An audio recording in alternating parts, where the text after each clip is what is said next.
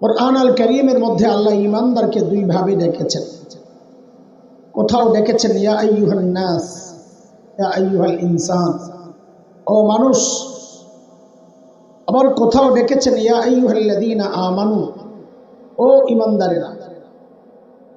হযরত মুফতি শফি রাহমাতুল্লাহি আলাইহি বলেন, এই দুই ডাকের মধ্যে অনেক পার্থক্য।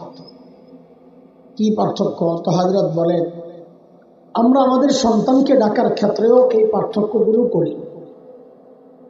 আমরা আমাদের সন্তানকে কখনো নাম ধরে ডাকি, কথার কথা বলি, এ আব্দুল্লাহ।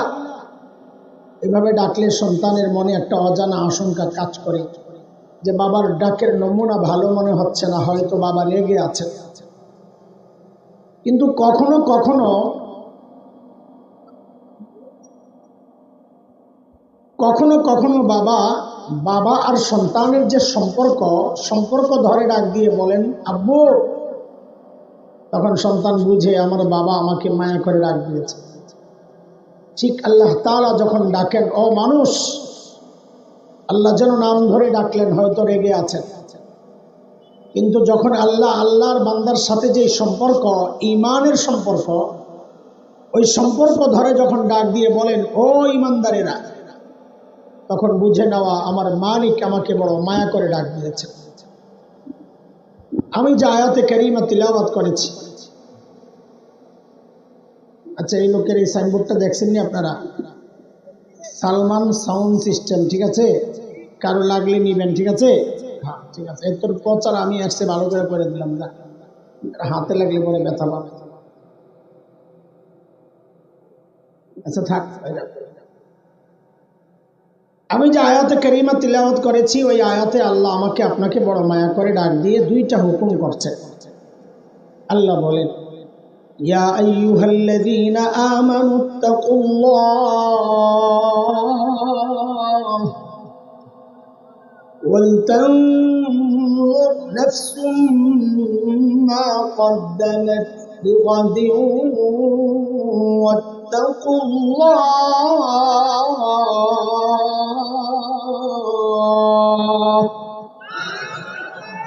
ও ঈমানদারেরা, আল্লাহকে ভয় করো। এক হুকুম। দুই নাম্বার, ওয়ালতানজুর নাফসুম মা কদ্দামাত লিগাদ। প্রত্যেকটা মানুষের উচিত তার আখিরাত নিয়ে চিন্তা করা। আমার আখিরাতের পুঁজি কি, কামাই কি, সম্বল কি? আমাকে আমার মালিকের সামনে তো দাঁড়াতে হবে, তো আমি কি নিয়ে দাঁড়াবো? এই চিন্তাটা প্রত্যেকটা মানুষের করা উচিত। শুধু শ্রোতা করবে বক্তাবাদ না, শুধু মুরিদরা করবে পীর সাহেববাদ না, শুধু মুসল্লি করবে ইমামবাদ না। আল্লাহ বলেন সবাইকেই করতে হবে যে আমি আমার মালিকের সামনে কি নিয়ে দাঁড়াবো।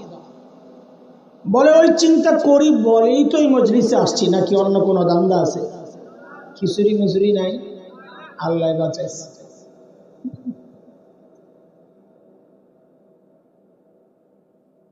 আখিরাতের চিন্তাই তো আসছি। কিন্তু দোস্ত, আমাদের আখিরাতের চিন্তাগুলো, আখিরাতের প্রস্তুতি, আখিরাতের জন্য যেমন প্রস্তুতি দরকার, যে কোয়ালিটির দরকার, যেই পরিমাণ দরকার, আমাদের প্রস্তুতিগুলো সে রকম হচ্ছে কিনা, না ঘাটতি আছে, ত্রুটি আছে, বিচ্যুতি আছে, কমতি আছে, বুঝবো কেন? তো আল্লাহ তাআলা আমাদের উপর দয়া করছেন, দয়া। হযরতে সাহাবায়ে কেরাম রিদওয়ানুল্লাহি আলাইহিম আজমাইনদেরকে আমাদের নমুনা আর মডেল বানাইছেন, যে তুমি তোমার ঈমানকে সাহাবীদের ঈমানের সাথে মিলায়া দেখো। যদি মিলে তো বুঝতে হবে তোমার ঈমান ঠিক আছে, আর যদি না মিলে বুঝতে হবে ঝামেলা আছে, ঠিক করে না। কথা কার? হ্যাঁ বলেন কার?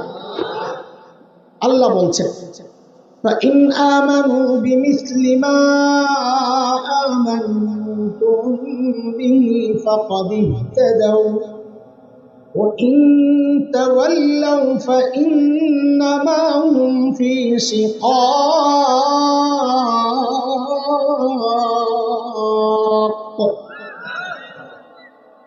বলে তুমি তোমার তাকওয়াকে সাহাবীদের তাকওয়ার সাথে মিলাও। বলে কেন মিলাবো? আল্লাহ যেন বলছেন কেন মিলাবা?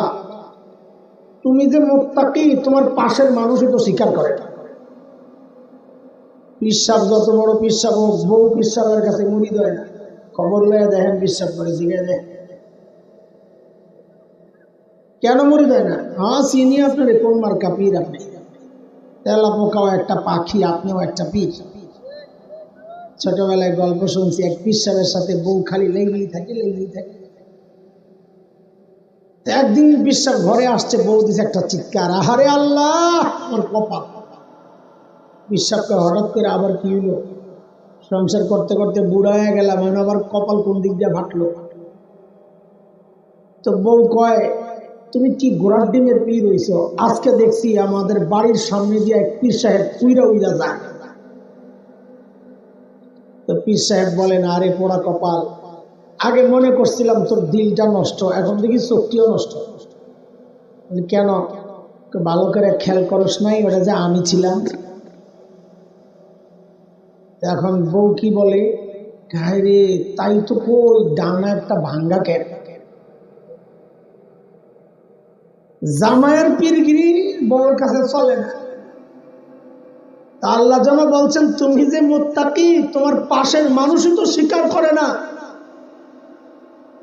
আর আমার নবীর সাহাবীরা যে মুত্তাকি, আমার নবী তাদেরকে শিক্ষা দিয়েছেন, তালিম দিয়েছেন। পড়ায় একজন, ফাইনাল পরীক্ষায়, কেন্দ্রীয় পরীক্ষায় পরীক্ষা নেয় আরেকজন, তাই না? বলেন না? আমি পড়াইলে কি পরীক্ষা, কেন্দ্রীয় পরীক্ষায় আমি পরীক্ষা নিবেন কে? আরেকজন।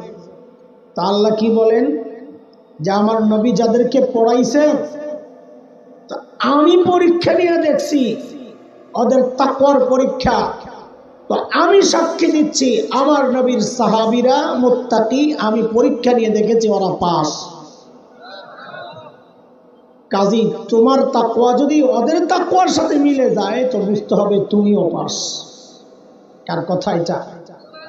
আল্লাহ বলেছেন সূরা হুজুরাত 3 নম্বর আয়াত, মালিক বলেন, ইন্নাল্লাযীনা ইয়াগুদ্দুনা আসওয়াতাহুম ইনদা রাসূলিল্লাহ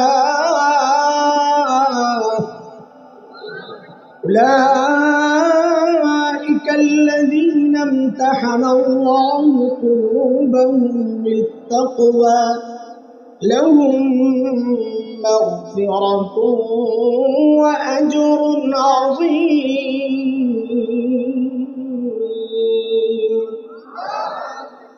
বলেন এইবার ঠিক করে আমাদের আমলকে কাদের সাথে মিলাইতে হবে? বলেন বলেন বলেন। দেখেন আল্লাহর সাথে একটু কথাবার্তা পাকাপাকি করে নিই, যে আল্লাহ যদি মিলে, চেষ্টা করে যদি মিলাইতে পারি তো কি দিবেন। কারণ মানুষ দুনিয়ায় পোষাইলে কয় কাজ করুন, না পোষাইলে কয় না আমার পোষাইব না, আমি করুন না, লাভ ছাড়া করে না। ওরে বাজার টুপিটা পুইরা লোক খাওয়ান দাওয়ান বন্ধ, আওয়াজ হয় আমার কান পর্যন্ত আয়, তা আমারও তো খাইতে মনে কয়, আপনার তো পেটটা দেবো নষ্ট হইয়া। মোকলারি চলবে না, সব মোকলারা বন্ধ, এখন কান চালু থাকবে। খালি কি বলতেছিলাম? আয় আল্লাহ, পোষাইলে তো কাজ করুক নাকি, লাভ লস। আল্লাহ আমরা কষ্ট করে সাহাবীদের মতো যদি আমাদের ঈমান আমল বানাইতে পারি তো কি দিবেন? তো আল্লাহ যেন জবাব দিচ্ছেন সূরা তাওবার 100 নম্বর আয়াত। আল্লাহ বলেন কি দিব? সাহাবীদেরকে যা দিছি তোমাদেরকেও তাই দিব। বলে সাহাবীদেরকে কি দিছেন? বলে এক দিছি স্বীকৃতি, যে তোমাদের উপর আমি রাজি হয়ে গেলাম, যদি তোমাদের আমলও সাহাবীদের সাথে মিলে তো তোমাদেরকেও জানাই দিচ্ছি তোমাদের উপরও রাজি হয়ে যাও। 2 সাহাবীদেরকে বলেছি ওদের জন্য আমি জান্নাত তৈরি করে রাখছি, যদি তোমাদের আমলও সাহাবীদের সাথে মিলে যায় তো তোমাদেরকেও জানাই দিচ্ছি আমি তোমাদের জন্য জান্নাত তৈরি করে রাখবো। কার কথা? আল্লাহ বলেন, والسابقون الأولون من المهاجرين والأنصار والذين اتبعوهم بإحسان রাদিয়াল্লাহু আনহুম ওয়া রাদু আনহু وأعد لهم جنات تجري تحتها الأنهار خالدين فيها أبدا ذلك الفوز العظيم বলেন আমল কাদের সাথে মিলাইতে হবে বলেন তা দেখেন সাহাবীদের সাথে আমাদের আমল হুবহু মিলবে না বলে কেন মিলবে না বলে কেন মিলবে আমাকে আপনাকে সেজদা শিখাইছেন আমাদের বাবা মা আমাদের ওস্তাদ আমরা সেজদা করি আমার ইমামকে দেখে দেখে আর সাহাবীকে সেজদা শিখাইছেন মুহাম্মদুর রাসূলুল্লাহ সাল্লাল্লাহু আলাইহি ওয়াসাল্লাম নবী সেজদায় যায় সাহাবী দেখে দেখে সেজদায় যায় তাদের সাথে আমাদের আমল মিলবে কোথায় তো বলে তো কি বললেন এতক্ষণ মিলানোর কথা হ্যাঁ এটা হলো বুঝার জিনিস মিলবে না আমাদের চেষ্টা থাকবে কাছাকাছি যাওয়া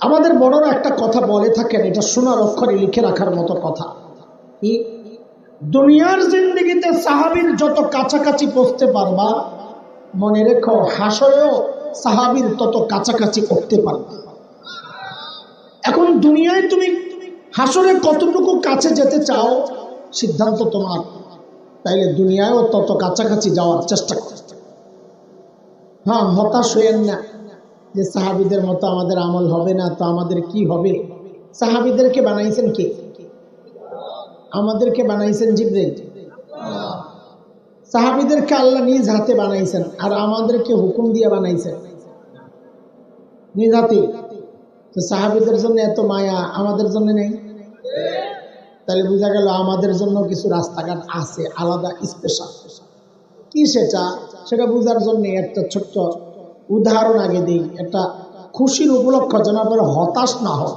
হতাশা তৈরির জন্য তো আমরা আসি নাই আপনাদের এই অঞ্চলে টমেটোর চাষ হয় হয় কম না বেশি কম মোটামুটি ফুল সিজনে কেজি থাকে কত 10 টাকা হলে তো সস্তায় হ্যাঁ হ্যাঁ 5 টাকাও আসে তা তো ভালোই হয় আচ্ছা 20 টাকাই ধরলাম জানি আচ্ছা বলেন তো এই 20 টাকার টমেটোটা ফ্রেশ না ভেজা ফ্রেশ টাটকা 3 মাস আগে টমেটো খাইছেন কত কেজি হায়রে খোদা আমার কলিজাটারে আর কোবায়েন না আপনারা যখন 100-150 বলেন আমার কলিজাটা ছিঁড়া যায় কারণ আমি তো ধরা খাইছি 280 টাকা এক জায়গায় যাই শান্তি পাইছিলাম একজন কইছে হুজুর আমি 300 টাকা দিয়ে খাইছি সে শান্তি মাশাআল্লাহ অনেকদিন পর একটু শান্তি পাইলাম আচ্ছা ধরলাম 200 টাকা অফ সিজনের টমেটো আচ্ছা বলেন তো ওই 200 টাকার টমেটোটা ফ্রেশ না ভেজাল কারবারটা দেখো তো ফ্রেশটা খায় 10 টাকায় ভেজালটা খায় 200 টাকা কাহিনী কি এই উলট পালট এই তারতম্যের কারণটা কি সিজন আর আনসিজন সাবাস এই তো আসছে কথা তাহলে কি পাইলাম এই উদাহরণ থেকে একটা কি বলে একটা একটা মূলনীতি আমরা বের করি সেটা হচ্ছে সিজনের জিনিস হয় ফ্রেশ রেট হয় কম না কম কেন দিবে আপনি আত্মীয় লাগে ওইটা আসল রেট ওইটাই কি আসল রেট সলিড রেট অফ সিজনের জিনিস হয় ভেজাল কিন্তু রেট হয় এটা আবার বলেন ভালো করে যত বসাইবেন ততই আমাদের জন্য একটা শান্তির খোরাক দিবেন ইনশাআল্লাহ বলেন সিজনের জিনিস হয় ফ্রেশ রেট হয় কম কয় আবার আসল রেট অফ সিজনের জিনিস হয় ভেজাল কিন্তু রেট হয় আল্লাহর সাথে যখন একান্তে কথা বলবেন বলেননি আপনারা একা একা কথা বলেন একা একা কথা না বললে মহাব্বত বাড়বে না আল্লাহর সাথে যত একা একা কথা বলবেন তত বেশি মহাব্বত বাড়বে বলে একা একা আবার কি কথা বলবো আল্লাহর সাথে যা মনে চায় বলবেন চুপ করে বলবেন আল্লাহ আমার লগে রাগ হয়েছেন না গুনাহ করছি দেখে আমার রাগ মাফ করে দিলে তো হয় আল্লাহ আমারে জাহান্নাম দিবেন না আপনি নিজে হাতে বানাইছেন না আমি নিজে হাতে কোনো জিনিস বানাই নষ্ট করি আপনি দিবেন না আমারে আচ্ছা যদি দেন তো শোনেন, আমারে জাহান্নাম দিলে আপনার শত্রু, আপনার নবীর শত্রু, আমার শত্রু শয়তান খুশি, আর আমারে জান্নাতে দিলে আপনার প্রিয় হাবিব খুশি হবেন। কারে খুশি করবেন আপনার ইচ্ছা, আমি কি করব? বয়ে বয়ে বুড়ো বুড়ো বুড়ো বুড়ো করবেন তো মহাব্বত বাড়বে। ঠিক আছে কথা? ওই এক সময় কয়ে নেবেন, আল্লাহ একটা কথা মনে পড়ছে একটু বলি। বল। বলে আল্লাহ আমারে তো ইবাদতের সিজনে পাঠান নাই। বলে ইবাদতের সিজন আবার কোনটা? বলে ওই যে যারা নবীকে দেখে দেখে ইবাদত করছে, ওই ইবাদতের সিজন। আমারে পাঠাইছেন অফ সিজনে, ফিতনার জমানায়, শেষ জমানায়। তো কি হয়েছে বল? বলে আল্লাহ যেহেতু অফ সিজনে পাঠাইছে, অফ সিজনের জিনিস হয় ভেজা, আমার আমলটাও একটু ভেজাল হইলেও হইতে পারে, কিন্তু রেটটা বাড়াইয়া দেওয়া লাগবে। পারবেন না বুঝে? হ্যাঁ, আপনারা কি মনে করতেছেন আমি বানায় বানায় একটা মিলিয়ে দিতেছি? হাদিসে ইশারা আছে, যারা ওলামা তারা জানেন। নবী আলাইহিস সালাম বলেছেন শেষ জামানায় যারা সুন্নত আঁকড়ে ধরবে, আল্লাহ সুন্নতের সওয়াবকে বাড়াইতে বাড়াইতে শহীদের সওয়াব দিয়ে দিবেন। তাইলে শেষ জামানায় আমলের রেট বাড়ে কি বাড়ে না? হাদিস দ্বারা প্রমাণ হইল কি হইল না? হাদিসে শহীদের কথা আছে, আমি টমেটো দিয়ে বুঝিয়েছি, কাহিনী এটাই। যেটা আপনারা বুঝছেন ওইটা বুঝিয়েছি, অসুবিধা নেই। ঠিক আছে কথা? তাহলে বলেন আমাদের আমলকে কাদের সাথে মিলিয়ে হবে? দেখেন সাহাবীদের হাজারো চরিত্র দারুণ আমাদের সামনে। আমি অত কথা বলবো না, একটা চরিত্রকে সামনে নিয়ে কথা বলতে চাই। সেটা কি? হযরত আব্দুল্লাহ ইবনে মাসউদ রাদিয়াল্লাহু আনহু সাহাবীদের পরের যে জেনারেশন, যাদেরকে তাবিঈ বলে, তাদেরকে উদ্দেশ্য করে বলতেছিলেন, ইন্নাকুম আকসারু সালাতান ওয়া আকসারু সিয়ামান ওয়া আকসারু জিহাদা মিন আসহাবি রাসূলিল্লাহি সাল্লাল্লাহু আলাইহি ওয়াসাল্লাম ওয়ালাকিন কানু খায়রাম মিনকুম। এই শোনো তাবিঈদেরকে, সাহাবীদের পরের জেনারেশন, তোমরা নবীজির সঙ্গী মানে সাহাবীদের থেকে তোমাদের নামাজ বেশি, তোমাদের রোজা বেশি, তোমাদের জিহাদ বেশি, কিন্তু সাহাবীরা তোমাদের চেয়ে আমল কম সত্ত্বেও তারা তোমাদের চেয়ে বেশি দামি। তো তাবিঈদের প্রশ্ন, আমল বেশি আমাদের, দাম বেশি ওনাদের, কারণ কি? কেমন কেমন লাগে না? হযরত আব্দুল্লাহ ইবনে মাসউদ বলেন একটা মূল কারণ হইল ফাইন্নাহুম কানু আজহাদা মিনকুম ফিদ দুনিয়া ওয়া আরগাবা মিনকুম ফিল আখিরাহ। কারণ সাহাবীদের এক অনন্য বৈশিষ্ট্য ছিল, তারা তোমাদের চেয়েও বেশি দুনিয়া বিমুখ ছিল, তোমাদের চেয়েও বেশি আখিরাত মুখী ছিলেন। এটা সাহাবীদের একটা অনন্য বৈশিষ্ট্য। এই বৈশিষ্ট্য যে ধারণ করতে পারবে, লালন করতে পারবে, ইনশাআল্লাহ তার হাসর সাহাবীদের সাথী হবে ইনশাআল্লাহ।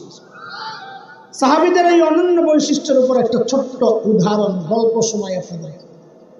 বানানো গল্প বলা আমার কাজ না, আমি এগুলো এড়াইয়া চলি। এক অথেন্টিক কিতাব আছে আমাদের, অনেক মাদ্রাসায়ও পড়ায়, আরবে সমাদৃত আরবি কিতাব সাহাবীদের জীবনী নিয়ে, নাম হচ্ছে সুয়ারুম মিন হায়াতিস সাহাবা। ওই কিতাবের প্রথম ঘটনা এটা, যা আমি আপনাদেরকে শোনাতে চাচ্ছি। আল্লাহর নবীর এক সাহাবী ছিলেন হযরত সাঈদ ইবনে আমির আল জুমাহি। কি বুঝাইতে চাচ্ছি, সাহাবীরা কতটা দুনিয়া বিমুখ ছিলেন। সাহাবী ঈমান কবুল করছেন একটু দেরিতে, হিজরতের বেশ পরে, কিন্তু ঈমান দেরিতে কবুল করলে কি হবে? ঈমান ছিল বড় পাক্কা। কি পাক্কা? কতটা পাক্কা? একটা ছোট্ট উদাহরণ শুনলেই বুঝবেন। হযরত ওমর যখন খলিফা, ওমর নরম না গরম? কেমন গরম? নবী আলাইহিস সালামের সামনে আম্মাজান এবং অন্য নারীরাও ছিলেন বসা, মাসালা মাসাইল আলোচনা হচ্ছে। এর মধ্যে হযরত ওমরের গলার আওয়াজ পাওয়া গেছে, মানে আসছে না। আওয়াজ পাইয়াই সব মহিলারা গুড় গুড় করে বেঁচে চলে গেছে দৌড়ে। হযরত ওমর ঢুকছেন, নবী আলাইহিস সালাম হাসিয়া দিয়েছেন। আচ্ছা বলেন, আপনি কোথাও গেছেন, যদি দেখেন হাসে আপনারা দেখা, তো আপনার কৌতূহল জাগবে না কেন হাসতেছে? তো হযরত ওমরের এটা জিজ্ঞাসা, মা ধাক্কা কি আর রাসূলুল্লাহ, হাসার কারণ? তো নবী আলাইহিস সালাম বলতেছে, আপনার আশার টের পাইয়া বেরিরা ডরে সব ভিতরে গেছে। এরপর নবী যা বললেন, বলার ধরনটা এমন, ওমর খালি ওরা ডরায়, আরেকজন আছে, আপনি যেই রাস্তা দিয়ে চলেন শয়তান ডরে আর ওই রাস্তায় থাকে না, আরেক রাস্তায় চলে যায়। ওমর কতটা গরম! ওই ওমর যখন খলিফা, হযরত সাঈদ আয়েশা একদিন বলতেছেন, ওমর আল্লাহ দায়িত্ব দিছে ঠিকঠাক মতো আদায় করে, নাইলে কিন্তু খবর আছে। বাপরে বাপ, বেটার কলিজায় সাহস কত! ওমর রে কয় খবর আছে। এই সাহস কই পাইল? মানুষ নিজে যত সৎ হয় তার সাহসটাও তত উঁচা হয়। নিজের মধ্যে 2 নম্বরই থাকলে কথা বলবে মিনমিন মিনমিন করে, আর খালি তেলের দাম বাড়াইব ডিব্বা খালি করে। কি বুঝছে ঠিক আছে? শয়তান সব জানো না? কি তেলের ডিব্বা খালি করে কি করে?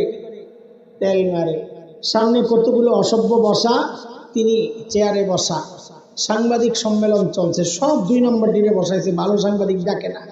ওগুলা এসে এমন তৈলাক্তক প্রশ্ন করে, মাননীয় প্রধানমন্ত্রী আপনি এই বয়সে কাজের এত এনার্জি কোথায় পান? সারা দুনিয়ার জন্য আপনি উন্নয়নের রোল মডেল। গোড়ার ডিমের হাড্ডির শয়তান কথাকার, সারা দুনিয়ার জন্য জুলুমের রোল মডেল, সামসামিয়ার দালালির রোল মডেল, ভারতের 5 আটা গোলামির রোল মডেল। কথা বলে আমগরের 16 বছর খালি মিথ্যা কাহিনী শোনাইছে যে ভারত বলে আমাদের বন্ধু। বন্ধু কি আগেরটা? হ্যাঁ, ভারত আমাদের কেমন বন্ধু? সূরা আরাফের 21 নম্বর আয়াতটা পড়া দেখেন। শয়তান আমার বাবা মারে যায় কসম খাইয়া কি কইছিল জানেন? কাসামাহুমা ইন্নী লাকুমা লামিনান নাসিহিন।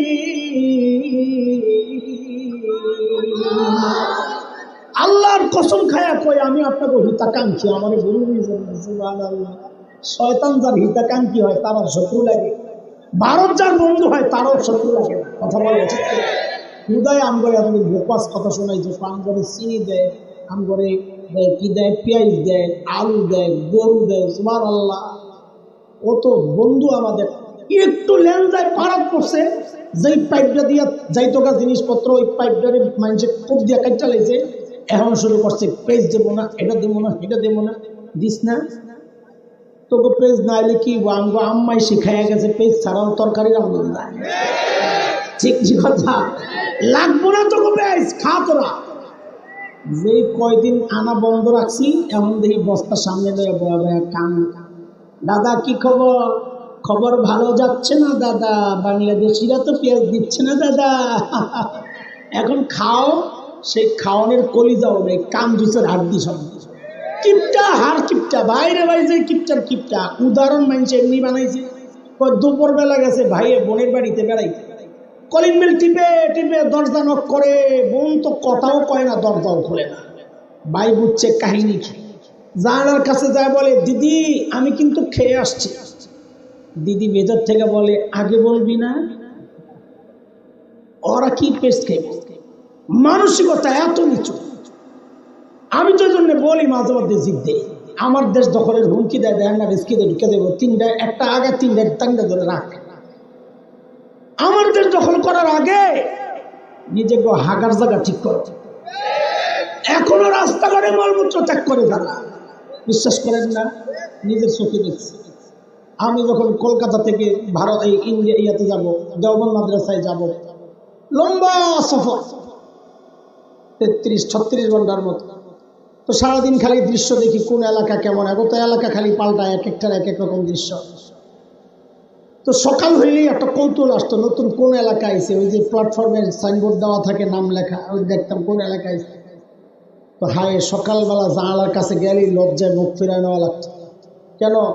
রেল লাইনে সব লাইন ঘুরে বয়ে রয়েছে ফ্যামিলি প্যাকেজ, বুড়া জুয়ান নারী পুরুষ গুড়া গাড়া যা আছে চিকুন বোতল একটা লইয়া বয়ে রয়েছে। বেডিরা ইজ্জত রক্ষার্থে সামনে দিয়ে কাপড়দারের টাইনা রাখছে যেন মান ইজ্জত রক্ষা হয়, পিছন দিয়া খালি কাম সারতেছে। ওরা বলে আমরা দেশ দখল করবো, কর্ম দেখি কারবার। আমি বলি ঢুকা যা, সাহস করে একটু ঢুকা যা, খেলা হবে ইনশাআল্লাহ। ছোটবেলা থেকে যে জিহাদি চেতনা লালন করছি, তোরা না ঢুকলে তো সেটা বাস্তবায়নের সুযোগটা পাচ্ছি না। ঢুকা যা, আরে আমার দেশকে দখল করবি। আমরা তো স্বপ্ন দেখি ভিন্ন কিছু, আলহামদুলিল্লাহ আমাদের স্বপ্ন বাস্তবায়ন হওয়া শুরু হয়ে গেছে। তাকায় দেখো, সিরিয়ায় কালিমার পতাকা উঠে গেছে, আফগানিস্তানে কালিমার পতাকা উঠে গেছে। আমরা আমরা স্বপ্ন দেখছি ইনশাআল্লাহ খুব শিগগির দিল্লির লালকেল্লায় আবারও কালিমার পতাকা পথ করে উঠবে ইনশাআল্লাহ।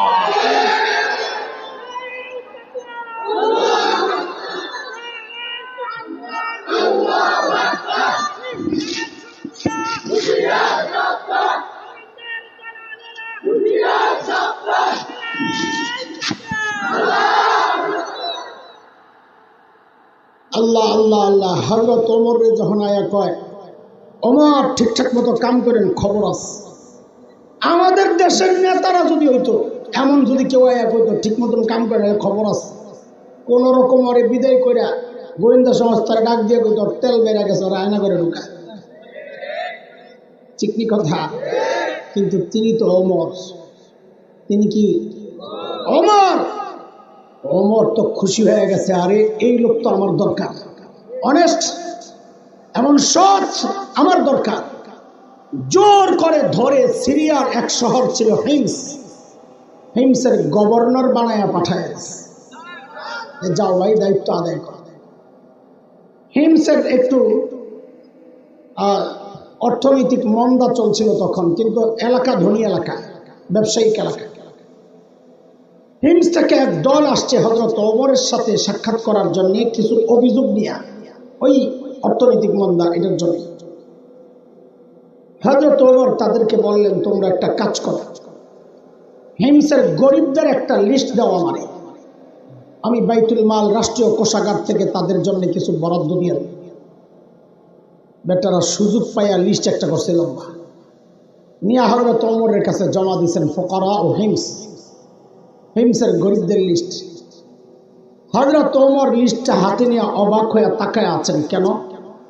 দেখেন যে লিস্টের শুরুর দিকেই হিমসের গভর্নর সাঈদ ইবনে আমির আল জুমাহির নাম। সাঈদের ওমর জানতে চাইলেন আমিরুকুম ফাকিরুকুম, কি ব্যাপার তোমাদের গভর্নর বুঝি গরিব মানুষ? হিমসের লোকেরা জবাব দিলেন বালা আমিরুনা আফকারুনা, আমাদের গভর্নর শুধু গরিব না, হিমসের মধ্যে সবচাইতে গরিব। আয় আল্লাহ, এই খবর শুনে হযরত ওমরের হৃদয়টা ঠান্ডা হয়ে গেছে। খুশিতে 1000 স্বর্ণ মুদ্রা প্যাকেট করে দূত মারফত পাঠিয়ে দিয়েছেন, যাও আমার পক্ষ থেকে আমার সাইদকে এটা হাদিয়া দিয়ে আসো। কত? 1000 কি স্বর্ণের মুদ্রা 1000, বুঝেন কিছু হিসাব? সুবহানাল্লাহ। 1 স্বর্ণ মুদ্রা বাংলাদেশি মানে হিসাবে, যেটা আর কি গ্রামের হিসাবে, হানাফি মাযহাব মতে 3.2 গ্রাম, তার মানে 3.5 পয়সায় 1 ভরি হয় কাছাকাছি। তাহলে 1000 স্বর্ণ মুদ্রা মানে 350 ভরি, 1 লাখ টাকা করে ভরি হইলেও তো 3.5 কোটি টাকা। 1 লাখ তো নাই, এদিকে কপাল বলছে অন্তত 1.5 লাখ টাকা। সুবহানাল্লাহ। এই বিশাল অঙ্কের হাদিয়া যখন হযরত সাঈদের কাছে পেশ করা হয়েছে, আরে দুনিয়া বিমুখতা কাকে বলে দেখেন। হযরত সাঈদ প্যাকেটটা খুলি যখন বুঝলেন এই বিশাল অঙ্কের হাদিয়া তার জন্য, তিনি সাথে সাথে প্যাকেটটাকে ছুঁড়ে মেরে চিৎকার দিয়ে বলে উঠলেন ইন্না লিল্লাহি ওয়া ইন্না ইলাইহি রাজিউন। কি বলছে? হাদিয়া পাইলে ইন্না লিল্লাহ পড়ার কথা না আলহামদুলিল্লাহ। আপনারা কি পড়তেন জানি না, আমার ইমানের যে অবস্থা, এমন একটা পোটলা যদি পাইতাম ভাই, লাভ দিয়ে ভিতরে যেতাম না।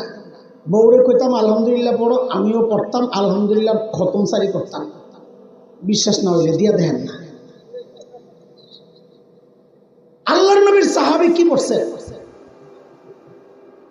এমন ভাবে ইন্না লিল্লাহ পড়ছে, ভেতর থেকে বউ গেছে ডরাই, কিরে মদিনা থেকে দূত আসছে, না জানি কোন দুঃসংবাদ নিয়ে আসছে, আল্লাহ জানে। সাথে সাথেই জানতে চাইলেন আকুতিলা উমর ইবনুল খাত্তাব, কি ব্যাপার, এইভাবে ইন্না লিল্লাহ কেন পড়লেন? হযরত ওমর বুঝি শহীদ হয়ে গেছে?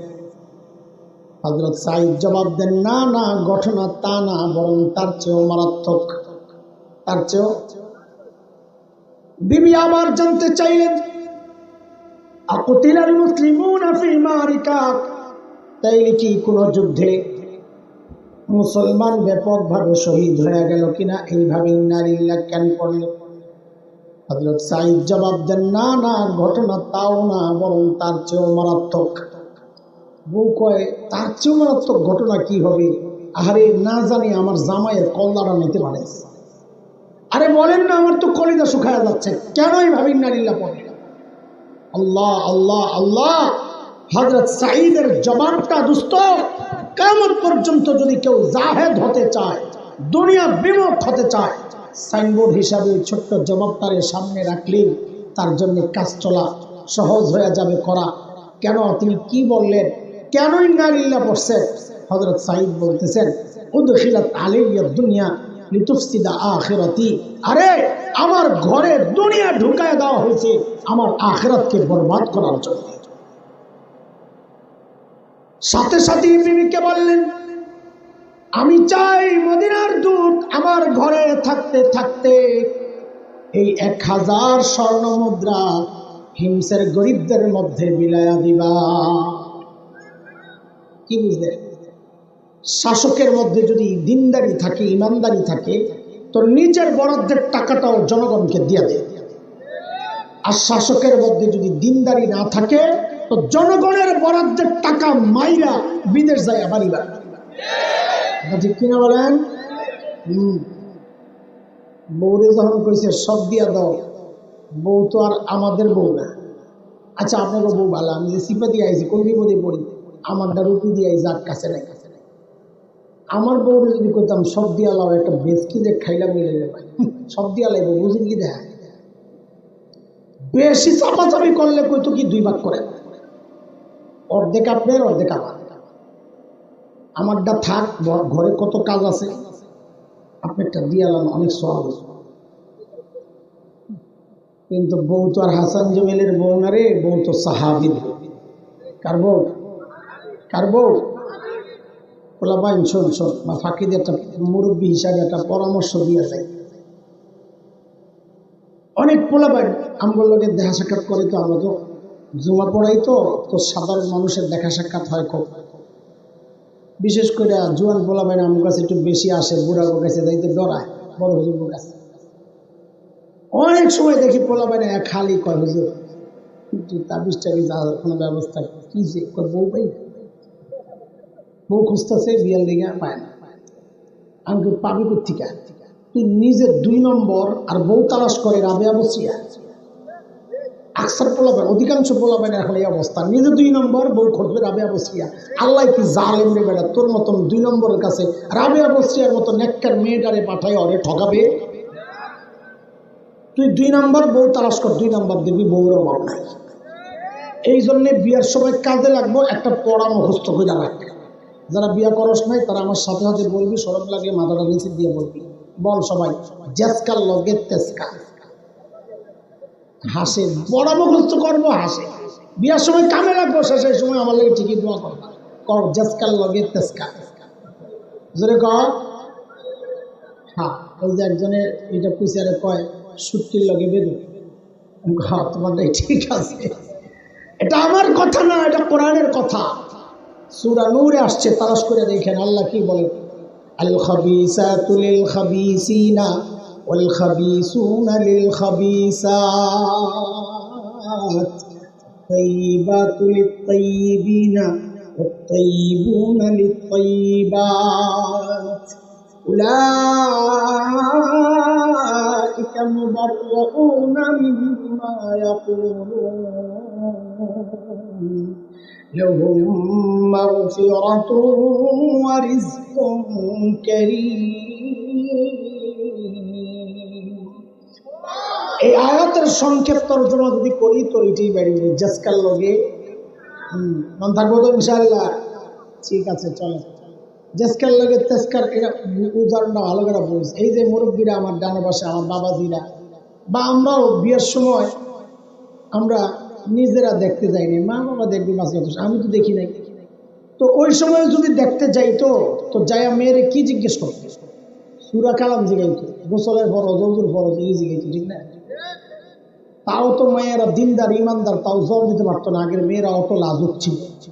আমার এক ওস্তাদ গেছে, নিজে বলছে গল্প, কয়েকটা লাজুক মেয়ের খবর পাইছি। চিন্তা করলাম লাজুক মেয়েরা, বিয়ের মধ্যে লাজুক মেয়ে ভালো, পোলাপাইন তো খোঁজে খালি স্মার্ট। কি স্মার্ট বিয়ে করে কদিন পরে আয় হুজুরের কাছে, হুজুর তাবিজ লাগবে। কি এর তাবিজ? করবো মানে স্মার্ট বিয়ে করছো, এখন স্মার্ট জুতার বাড়ি। শয়তান। বিয়ের মধ্যে দেখবা লাজুকতা, মেয়ের সৌন্দর্য, এটা লাজুকতা। যে মেয়ের লাজুকতা নাই, রাস্তায় ভ্রমণ করে হাঁটে, এটা শয়তান। ঠিক কিনা? ওটা মাইয়া না, দেখি বেডা বেডা, হ্যাঁ চুল্লা বেডা। তো হুজুর গেছে বিয়ে করতে, তো চিন্তা করছে আরে কোন কষ্ট করলে আটকায় গেলে শরম পাইব, আমার মা আর বোন আসছে, ওরা যদি না না কিচ্ছু পারে না, বিয়ে হইব না। তো হুজুর মনে মনে নিয়ত করে রাখছে সবচেয়ে সহজ একটা প্রশ্ন করবি, যা করে আল্লাহ। তো যায়া জিজ্ঞেস করছে ফজরের নামাজ কয় রাকাত? চিন্তা করছে এটা কি আর ভেজাল লাগবো, 2 রাকাত সুন্নত, 2 রাকাত ফরজ, নফল নাই, বিতির নাই, কিচ্ছু নাই না। তো জিজ্ঞেস করছে ফজর নামাজ কয় রাকাত? বউ বলে কয় 12 রাকাত। হুজুর কয় মনটাই খারাপ হয়ে গেল, না জানি আম্মায় তো এই মায়া বিয়ে করাবো না, কিছু জানে না। তা আম্মা হেসে দিছে, মেয়ে মানুষ বুঝছে। ওলারে কয়, হুজুর বলে আম্মা আমারে বলে রে বাবা এটারই বিয়ে করাবো। লাজুকের শেষ। আলিমের মায়া বুঝে জানে না ফজর নামাজ কয় রাকাত, মানে সব ভুলে গেছে। তো বিয়ার পরে হুজুর ধরছে, জিজ্ঞেস করছে এই 12 রাকাত কইছো, কি হিসাবে? হিসাব দাও। তো বউ কি কয়, আমি তো 12 রাকাত কইছিলাম, আমার জায়গায় আপনি হইলে 20 রাকাত কইতেন। আগের মানুষ ছিল এত লাজুক, কথা বলে। আর এখন বিয়া করতে যায় বলা ভাই, ওই যে শুনছি বিশ্বকাপের সময় যায় বলে জিগা হেগো কোন দলের সাপোর্ট। এই প্রশ্ন করা ঠিক আছে নি? এই কিছুই বুঝে না এতক্ষণ। আরে ঠিক আছে, কেন অপ্রশ্ন করার যাই না লোক? ওই যে একটা খবিস, ওর লগেরটাও খবিস পড়ে কিনা, এটার নাম হইল জাসকাল লগেতেছে। বুঝে আসছে না? এইটা আল্লাহ বউরে যখন কইছে সব দিয়া দাও, বউ সাথে সাথে নিয়ে সব দিয়ে দিচ্ছে। দুধ এই কারবার দেখা বলে হাই কই আসলাম, এরা মানুষ না ফেরেশতা? দ্রুত ফেরত গেছেন মদিনায়। যায়া হযরত ওমরের কাছে যখন সব শুনাইছে, হযরত ওমর এতটা আপ্লুত হয়েছে, দিলটা এতটা ঠান্ডা হয়ে গেছে খুশিতে। হযরত ওমর ঘোষণা দিলেন, এই কাফেলা রেডি কর, আমার সাইদকে দেখতে যাও। ভাই এত সোজা কথা না, ওই সময়ের সফর 400 কিলোর উপরে, সেই হিমস মদিনা থেকে। কিন্তু হযরত ওমর এত আনন্দিত হয়েছেন, দেখার জন্য অস্থির হয়ে গেছে। সাইয়েদনা ওমরের কাফেলা যখন হিমসে ঢুকে, গোটা হিমস যেন ভেঙ্গে পড়ে। চারদিক থেকে হাজারো মানুষ ছুটে ছুটে আসছে। কেন? আহারি মদিনা থেকে আমাদের আমিরুল মুমিনিন আসছেন, আল্লাহর নবীর শ্রেষ্ঠ সাহাবী ওমর ইবনুল খাত্তাব আসতেছেন এক নজর দেখার জন্য। হযরত ওমর বসা, পাশে সাঈদ ইবনে আমির। সাইয়েদনা ওমর চিন্তা করলেন, সাঈদকে আমি তো ভালো জানি, কিন্তু জনগণ কি বলে? অনেক সময় দেখা যায় নেতার কাছে নেতা ভালো, কিন্তু পাবলিক দেখতে পারে না। হয় কিনা? সাইয়েদনা ওমর ডাক দিয়ে জিজ্ঞেস করলেন, এই হিমসের মানুষ, তোমাদের গভর্নরের বিরুদ্ধে কারো কোনো অভিযোগ আছে? থাকলে দাঁড়ায় যাও। বাপরে বাপ, 6-7 মাস আগে আপনাদের এলাকায় আইসা যদি কেউ জিজ্ঞেস করতো, এই তোমাদের নেতার বিরুদ্ধে কারো কোনো অভিযোগ আছে, আপনারা কি করতেন? মাথাটারে নিচের দিকে দিয়া বলতেন, না না দাঁড়াবো না, অভিযোগ আছে কিন্তু দাঁড়াবো না। কেন? এখন দাঁড়াইলে সকালে শুয়া পড়া লাগবে। ঠিক নি কথা? ঠিকটা ওজোরে বাইরে হয় না, এমন ডর ঢুকছে। আরে নাই তো, ডরান কি করবে? আল্লাহ আল্লাহ আল্লাহ, মাশা। হযরত ওমর যখন বললেন কারো অভিযোগ থাকলে দাঁড়ায় যাও, লাভ দিয়ে এক বুড়া দাঁড়ায় গেছে। আছে বাপরে বাপ, সাহস কি দেখছেন? দেখা দেখি আরো 3 জন দাঁড়ায় গেছে। হযরত ওমর তো অবাক, কিরে কারে দেখতে আসলাম, ওর বিরুদ্ধে দেখি অভিযোগের শেষ নাই। দাঁড়াইছে যেহেতু জিজ্ঞেস তো করা লাগে, কেন দাঁড়াইছে বলেন, আপনার কি অভিযোগ? প্রথম জন দাঁড়ায় দিছে মারাত্মক এক অভিযোগ, বলে আমিরুল মুমিনিন, আমাদের গভর্নর মাসে একদিন অফিসে আসে না। মাসে কয়দিন? কয়দিন? মাসে বলে একদিন আসে না অফিসে, এটা হলো অভিযোগ। আর আমরা তো সপ্তাহে ছুটি কাটাই 2.5 দিন, তাও মাঝে মাঝে হাজিরা দিয়ে আবার গায়েব হয়ে যায়। কথা ঠিক কিনা কোন? হযরত ওমর তো রাগ হয়ে গেছে, চাই জবাব দাও, কেন তোমাকে মাসে একদিন পায় না জনগণ? কেন? আল্লাহ নবীর সাহাবী আসামির কাঠগড়ায়, ধনী এলাকার গভর্নর, সময়ের সেরা ধনী হওয়ার কথা, ঠিক না? তিনি দাঁড়াইয়া জবাব দিচ্ছেন, কেন মাসে একদিন অফিসে আসে না? বলে, আমিরুল মুমিনিন, আপনি তো জানেন আমি গরিব মানুষ। এই যে আমার গায়ে 2 টুকরা কাপড় দেখছেন, একটা লুঙ্গির মতো করে পরা, আরেকটা চাদরের মতো করে জড়ানো। আমিরুল মুমিনিন, আমার না এই 2 টুকরা কাপড় ছাড়া আর কোনো কাপড় নাই। বলে, আরে মাসে অফিসে একদিন কেন আসো না সেটা না বলবা? বলে, 1 মাস এই 2 টুকরা কাপড় পরতে পরতে পরতে পরতে দুর্গন্ধ হয়ে যায়, নিজেরও কষ্ট হয়, আমার কাছে যারা আসে ওদেরও কষ্ট হয়, তাই মাসে একবার উপরেরটা ধুইয়া দেই, শুকায় গেলে নিচে পড়ি, নিচেরটা ধুইয়া দেই, শুকায় গেলে উপরে পড়ি। আমিরুল মুমিনিন, এই কাজটা করতে করতে আমার একটু দেরি হয়, বেলা একটু উপরে উঠে যায়, আমি আসি না এই কথা ঠিক না, আসি একটু দেরি হয়। উনি হয়তো সকাল সকাল এসে আমাকে না পেয়ে ভেবেছেন আমি আসি না, না না, আমি আসি একটু দেরি। হযরত ওমর তো বুঝছেন অভিযোগের ধরন কি। দ্বিতীয় জন বলেন, আপনার কি সমস্যা? বলেন। আল্লাহ, দ্বিতীয় জনের অভিযোগ তো আরো মারাত্মক। কি বলে? আমিরুল মুমিনিন, আমাদের গভর্নরে দিনে তো পাই, রাতে আর খুঁজে পাই না। কি ডিউটি লইছে ওনারে, রাতেও সময় দেওয়া লাগবে। তারপরে হযরত ওমর রাগ হয়ে গেছেন, সাই জবাব দাও, কেন তোমাকে রাতে পাওয়া যায়? কি করো? আল্লাহর নবীর সাহাবী আসামির কাঠগড়ায় কাচুমাচু হয়ে জবাব দিচ্ছেন, আমিরুল মুমিনিন, এটা তো প্রকাশ করার ব্যাপার ছিল না, একান্ত বিষয় ছিল, কিন্তু এখন প্রশ্নের মুখে পড়ে গেছি, না বলেও তো পারছি না। আমিরুল মুমিনিন, কেন আমাকে রাতে পাওয়া যায় না? কাসামতু হায়াতি বাইনা রাব্বি ওয়া বাইনা ইবাদি। আমিরুল মুমিনিন, জীবনটারে 2টা ভাগ করছি। এক ভাগ রাতটা আমি আমার মালিককে সময় দিই, দিনটা মালিকের বান্দাদেরকে সময় দিই। কোথায় তারা, কোথায় আমরা? মালিককে টাইম দেওয়ার সময় আমাদের হয় না। দুনিয়ার সবাই টাইম পায়, সংসার, পরিবার, নেতা খেতা যা আছে, এমনকি ফেসবুকও আমার হায়াতের টাইম পায়, ইউটিউব পায়, খেলোয়াড় পায়, গায়ক গায়িকা পায়, নায়ক নায়িকা পায়। পায় না কেবল আমার মালিক। মালিককে টাইম দেওয়ার সময় আমাদের হাতে নেই, ব্যস্ত আমরা। এরে জালিম, আমি আর তুমি ছাড়া দুনিয়ার সব মালিককে টাইম দেয়। ওই একটা গাছের দিকে তাকায় দেখো না, কি মনে হয় গাছটা বুঝি এমনি দাঁড়ায় আছে? না না না, ওই গাছটাও দাঁড়ায়া দাঁড়ায়া মালিকের তাসবিহ পড়ে।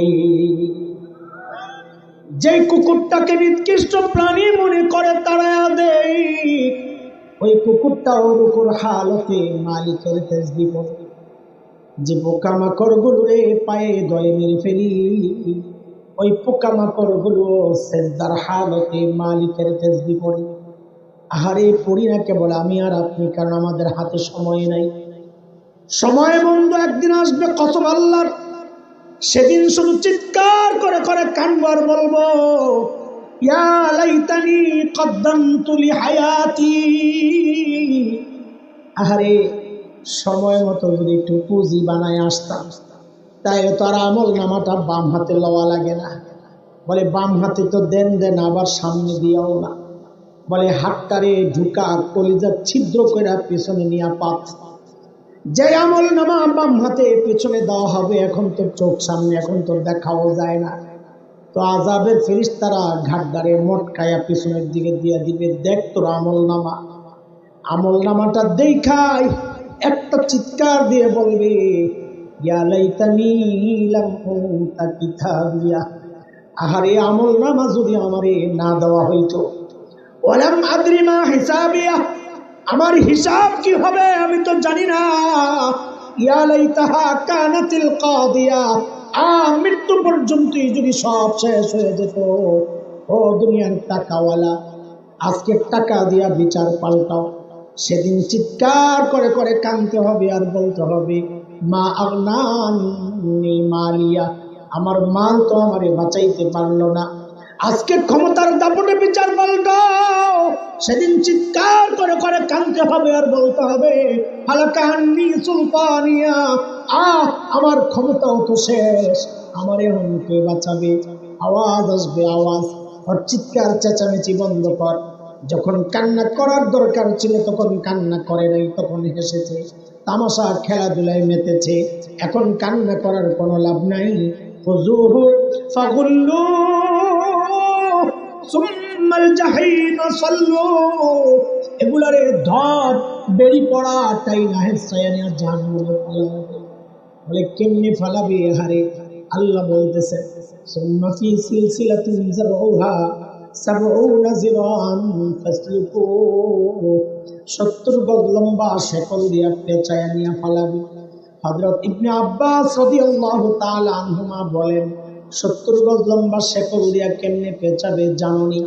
তো ইবনে আব্বাস বলেন, শেকলের মাথাটা নাকের ছিদ্র দিয়া ঢুকাইয়া পায়খানার রাস্তা দিয়া বের কইরা টাইনা হেঁচাইয়া পেঁচায়া নিয়া জাহান্নামে পালাইয়া দেওয়া হবে।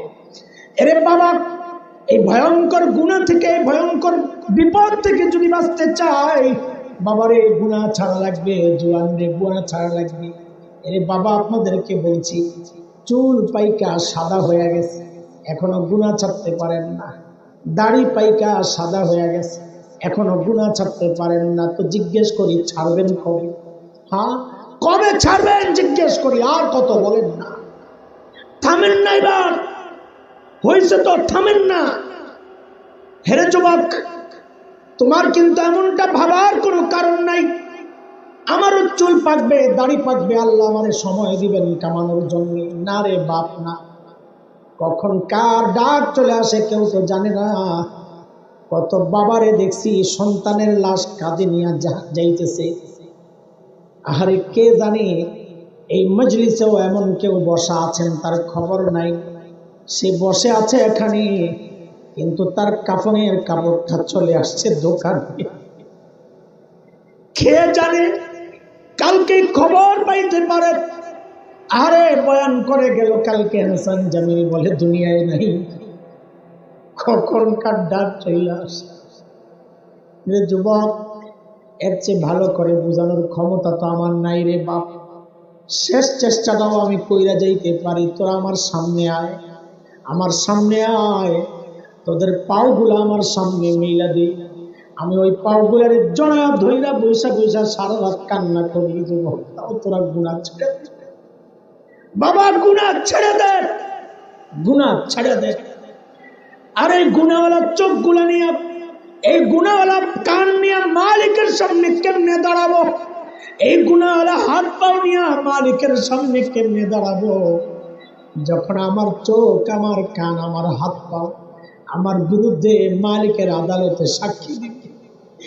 আল্লাহ বলেন সূরা হামিম সাজদা 20, 21, 22 নম্বর আয়াত তেলাওয়াত করে দেখেন আল্লাহ কি বলে, হাত্তা ইযা মা জাউহা শাহিদা আলাইহিম সামউহুম ওয়া আবসারুহুম ওয়া জুলুদুহুম বিমা কানু ইয়ামালুন। আল্লাহ বলেন হাত পাও সাক্ষী দিবে। সূরা ইয়াসিনে আসছে, আল ইয়াউমা নাখতিমু আলা আফওয়াহিহিম ওয়া তুকাল্লিমুনা আইদিহিম ওয়া তাশহাদু আরজুলুহুম বিমা কানু ইয়াকসিবুন। হাত কথা বলবে, পা কথা বলবে, বাঁচার তো কোনো উপায় নেই। বাঁচার উপায় একটাই, গুনাহ ছাড়ে, গুনাহ ছাড়ে। শুরুতে বলেছি আপনাদের মধ্যে হতাশা তৈরির জন্য কথাগুলো বলছি না, সতর্ক হওয়ার জন্য। হতাশ হওয়ার কিচ্ছু নাই, কিচ্ছু নাই। কেন? আমাদের একজন বড় আপনজন, এক গফফার মালিক আছে। কে আছে? কে কে? না না, গফফার বলেন কে? বলে গফফার চিনেন? চিনি তো। কি চিনেন? হায় আল্লাহু আকবার, আল্লাহু আকবার। আরে বলেন না চিৎকার করে আল্লাহু আকবার, আর একটু জোরে বলেন না আল্লাহু আকবার। আরে গফফার চিনেন? গফফার দুনিয়ার সবাই অপরাধী খুঁজে শাস্তি দেওয়ার জন্য সন্তানও যদি অপরাধ করে মা খোঁজেন, বাবা খোঁজেন শাস্তি দেওয়ার জন্য। গফফার ওই মালিকের নাম যিনি অপরাধী খোঁজেন মাফ করার জন্য। প্রতি রাতে শেষ রাতে আইসাই ডাকতে থাকেন, আলামিন মুস্তাগফিরিন ফাগফির আলাহ। এই কে কে গুনাহ করছো, আসো আসো, আমি আল্লাহ আসছি, আমি গফফার আসছি তোমারে মাফ করার জন্য। তুমি একবার মাফ চাও, আমি মাফ করে দিব। বলে আল্লাহ মাফ করবেন কত? তো জবাব আসতেছে, বান্দারে তুই গুনাহ করছস যত। আল্লাহু আকবার। বলে মাফ করবেন কত? বলে গুনাহ করছস যত। বলে কত? বলে যত। বলে কত? বলে কত। শোন শোন শোন, তোর গুনার পরিমাণ যদি দুনিয়াটা ভইরা ভরতে ভরতে ভরতে ভরতে আসমানে যায় লাগে রে বান্দা, লা উবালি, আমার কোনো পরোয়া নাই, তুই মাফ চাইলে সাথে সাথে আমি তোর জিন্দেগির সব গুনাহ মাফ করে দিব।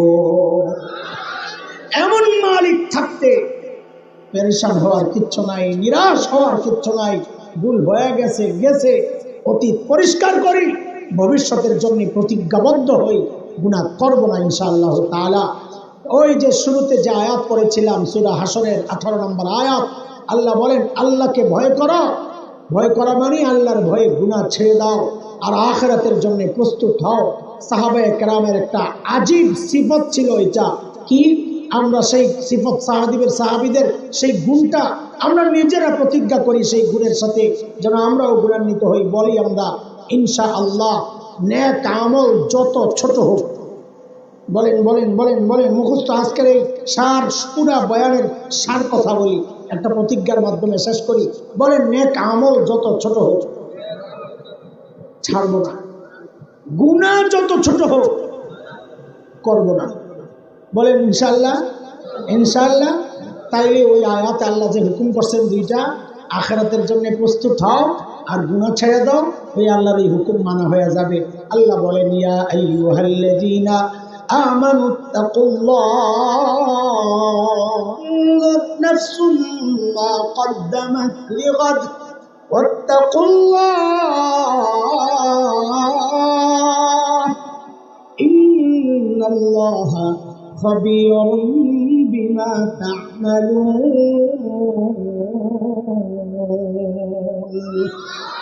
আল্লাহ তাআলা আমাদের জীবনকে গুনাহমুক্ত করে দেন, অতীতের সমস্ত গুনাহ খাতা মাফ করে দেন।